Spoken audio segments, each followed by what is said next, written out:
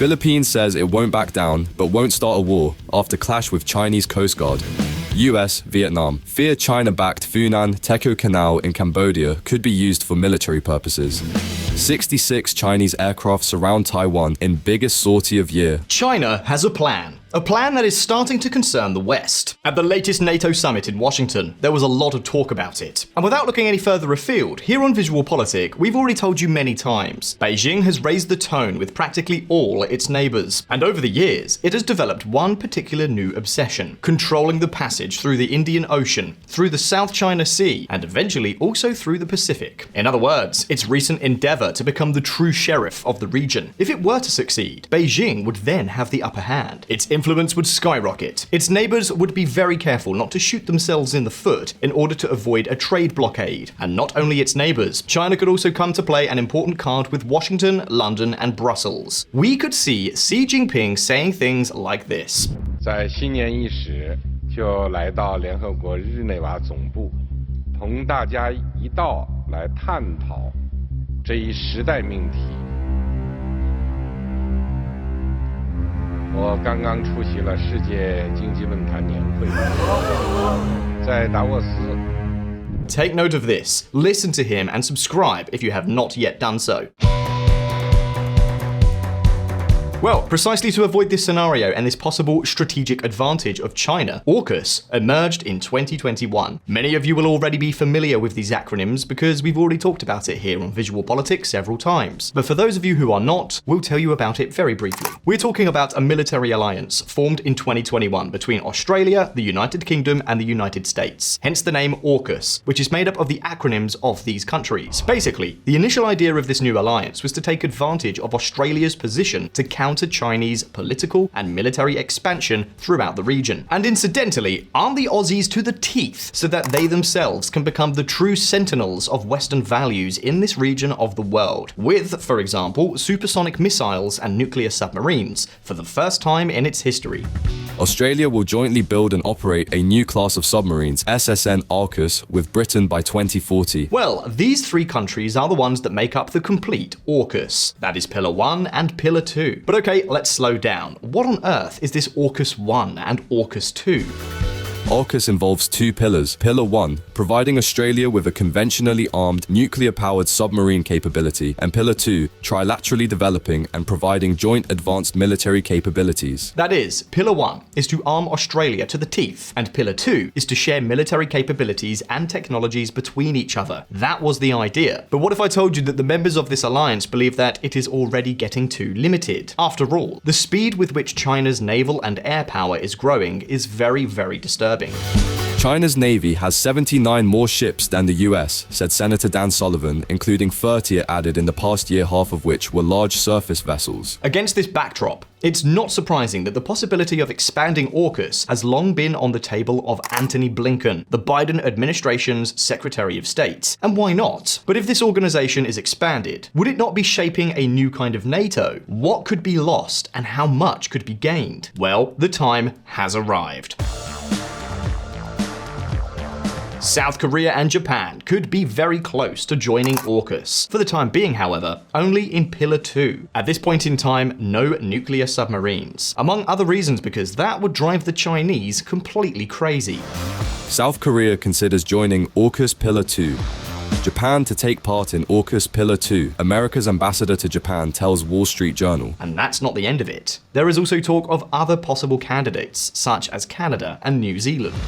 New Zealand eyes joining AUKUS despite China's warnings. In other words, AUKUS suddenly looks like a trendy club, a new kind of NATO promoted by the Biden administration to reinforce the presence of the United States in Asia, the place that everyone wants to get into, but for now has a very limited capacity. Among other things because the idea is to take military collaboration very far. Joining Pillar 2 would give these countries access to sensitive knowledge, cutting-edge developments, and advanced military technology in fields such as military quantum computing, artificial intelligence applied to defense, and hypersonic weapons. Of course, both South Korea and Japan also have highly advanced military technologies and well-developed intelligence systems that they could bring to AUKUS. Because the idea of this new alliance is not only for its members to better coordinate their militaries, but above all to work hand in hand to develop develop and produce the military technologies that will be able to stop any Chinese advance in the region. Now, if everything is so beneficial, why haven't the new candidates already joined? What are they waiting for? Well, the issue is that it's a very delicate subject.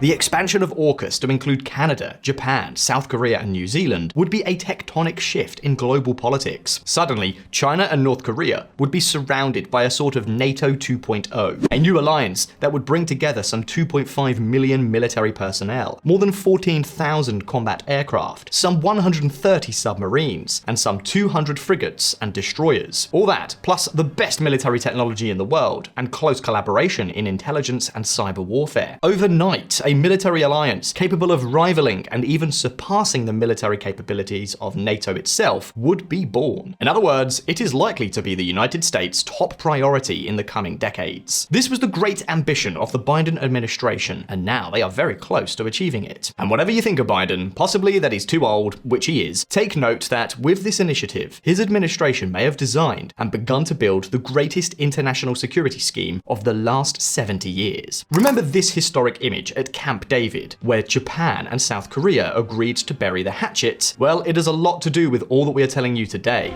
US, Japan, and South Korea agree to expand security ties at summit amid China, North Korea worries. Now, this is a dream of the Biden administration, but what would it really entail? What consequences could it have, particularly for South Korea and Japan? To what extent are we witnessing the birth of the new military super alliance of the 21st century? Well, let's find out. Asian power. South Korea and Japan are becoming increasingly fed up, and to tell the truth, it's not surprising. For some time now, China has been giving its neighbors a hard time with threats and accusations every time they do something that Xi Jinping doesn't like. Watch yourself. Beijing warns South Korea after remarks on South China Sea clashes. China warns Japan not to act as NATO vanguard. And we could go on for hours and hours with news items like these. And that's without mentioning that beyond threats, the Chinese take action, for example, violating the maritime and air identification zones of these countries with illegal incursions. Or when they implement economic punishments, such as the one South Korea suffered in 2017 after installing THAAD, the US missile shield, with which to better protect itself from North Korea. So what can I say? It's to be expected that they're fed up. It's worse to have Xi Jinping as a neighbor than Homer Simpson. And let's not even talk about Kim Jong-un, who every now and then provides news like this.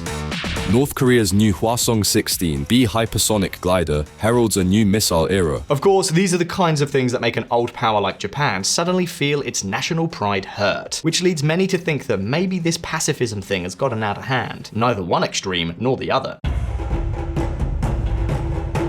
It's no wonder that Seoul and Tokyo have begun to take the issue of national defense and international alliances very seriously.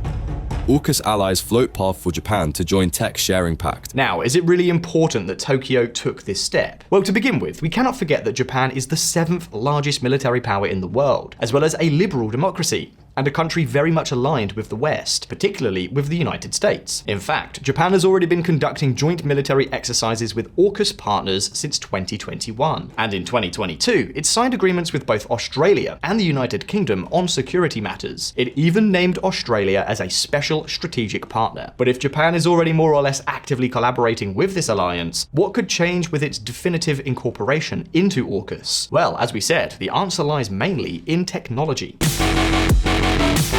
You see, with the incorporation of Japan, the Orcus would take an important technological leap. Japan is a major leader in advanced detection sensors, radars, and early warning systems. They're also well advanced in robotization and automation systems, which could help the alliance develop better unmanned systems for both sub-sea and surface missions. And finally, the Land of the Rising Sun is also a benchmark in cybersecurity and cyber defense systems. All this is important, but obviously the biggest winner is Japan, and of course South Korea as well. Why? Well, because their membership in Orcus would give them access to highly advanced artificial intelligence and machine learning technologies applied to the military field. These are fields in which the United States and the United Kingdom really shine. Even more important than this would be missile defense and advanced weapons systems, such as hypersonic technology, electromagnetic equipment, or the latest advances in electronic warfare. In other words, joining this alliance would allow them to make a huge leap in their capabilities. That, along with securing a much closer alliance with the United States, States, which is something they consider absolutely vital for their security. The powerful Orcus Trilateral Security Agreement is pursuing electromagnetic spectrum technologies for targeting applications and solutions to protect against adversarial electromagnetic targeting capabilities. But in addition to cooperation and shared technology, we're also talking about raw military production capacity. Here, South Korea would bring to this alliance one of the most powerful defense industries in the world. We're talking about the 9th largest arms exporter in the world, whose equipment sales contracts are growing steadily. In other words, we're talking about a whole armament factory that is getting bigger and more advanced. In fact, some of the world's most cutting-edge military technologies already have a South Korean stamp. The country is a true specialist in missile defense, anti-aircraft systems, tanks and artillery, both guided and conventional. And they are gradually getting better and better at ballistics. That is, longer-range missiles. And do you know the best part? Their guns are good. They are quick to deliver, and they are cheap. We're talking about a country that exports KM-SAM Block 2 surface-to-air missile systems to Saudi Arabia, multiple rocket launchers such as the K239 Chunmoo, which for some analysts are even better than the American HIMARS, to the United Arab Emirates and Poland, and that sells tons of K9 Thunder howitzers to Finland. They're also developing their own indigenous 4.5 generation fighter, the KF-21 Boromei, with stealth capabilities, while at the same time making major advances in conventional submarines, frigates, and destroyers. Now, closer cooperation with the United States and the other AUKUS members could multiply South Korean production capacity. Now, we've talked about Japan and South Korea, but so far we've said virtually nothing about the other two candidates, Canada and New Zealand. And the question is, what on earth can these countries contribute to an alliance designed primarily to contain China? Well, it's true that neither Canada nor New Zealand stand out for having powerful armies like those of South Korea or Japan. But be careful with them, because wars are not won with guns alone. Canada, for instance, has a highly developed artificial intelligence sector with more than 800 specialized companies, which could make it an ideal partner for developing weapons and strategies for future warfare. It could also give partners preferential and secure access to its vast mineral resources, such as rare earths, which could be crucial in accelerating the development and production of lasers, batteries, and sensors with military applications. And New Zealand? Well, in this case, its joining, if it happens at all, would be rather symbolic. That said, thanks to its good ties with many Pacific micronations, it could be crucial to containing China politically in a region that could be key to controlling the Pacific.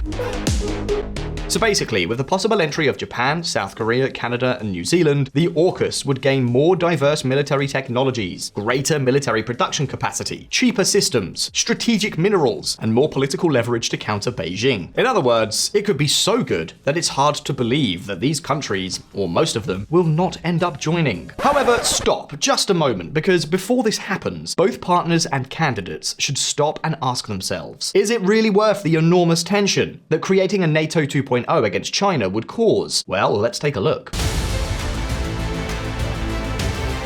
Standing in front of the giant.